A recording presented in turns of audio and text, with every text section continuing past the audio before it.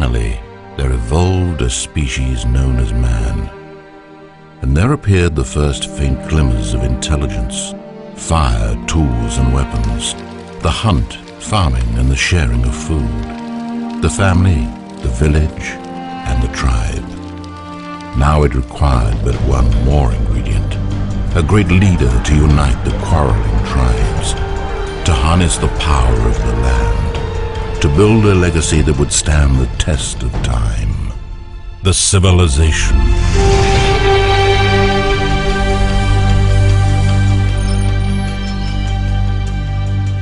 It's always kind of a holy grail for designers, to make their Civilization game. And to get to work with the Sid Meier's Civilization license is, a real treat, because that's a game that, I spent many hours playing, back in the day on my computer late at the night and, skipping my homework and things like that. One of the exciting things about this, having played so many different iterations of Sid Meier's Civilization, is that this captures a lot of the best of all of those games and puts them together in a really unique experience.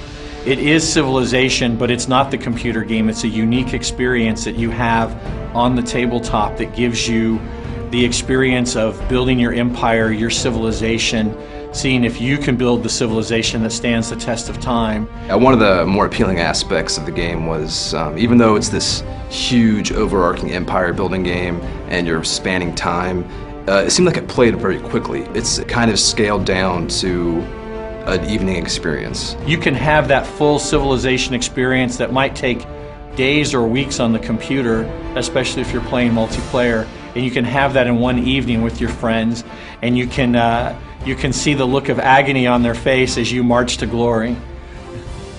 You start out, you have one small city, just your capital, and you're kind of going to build up your empire and spread your influence throughout the world, and there's other civilizations out there to meet and conquer or trade with. You're trying to become the greatest civilization in the world, lead your people to greatness, and kind of go down in history as one of the greatest peoples who ever were. So now once you've got the game open and you know how to play, you're ready to go, each person picks their civilization that they want. You set up, you see what resources or what special abilities you have to start at the game. The map gets set up, and it gets set up randomly, and you have a fog of war effect going on where the tiles are placed face down. Where the modular boards are really cool. I like those because they always change up what kind of world you're building, and you have to uncover it and expand your empire that way. Each player is going to have a civilization, which is going to have like a character sheet for that, and then the home tile, which is this tile they always start on, which is kind of custom designed for their civilization. It helps them out, gives them stuff they need. So one of the things that's really exciting about Sid Meier's Civilization, the board game, is that it has 4 distinct paths of victory. You can win either through military might, the culture of your civilization, you can win a tech victory, or you can have an economic victory.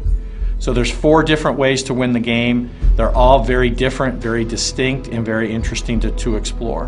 One of the tough one, and kind of the backbone of every civilization game out there, is the technologies. The technology tree and the victory condition behind that. And kind of the big aha moment for me was when I came up with the idea of a tech pyramid instead of a tech tree.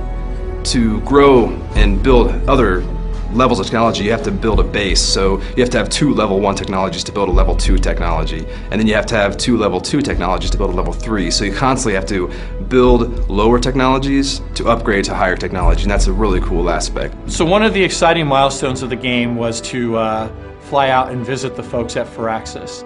Everybody at Firaxis was really friendly and really excited about it. And we kind of got the grand tour, and they put us in this little glass room, and we had 4 playtesters playing the game, and they were all having a blast.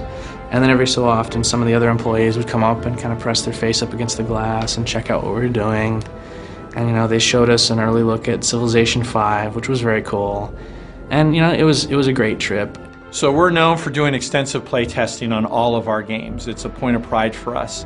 Kevin just kept hammering at it, polishing it, refining it, changing the combat system again to find just the right one, making the culture just a little bit different. and it really all came together at the end. Well, I hope that they say, wow, this is really Civilization. This feels like Sid Meier Civilization. It feels like the game I've been wanting to play as a board game. I want them to walk away from it going, wow, I want to play this again, and next time what I'm going to do is, And that's really what I want people to be thinking about, is the next time they're playing the game.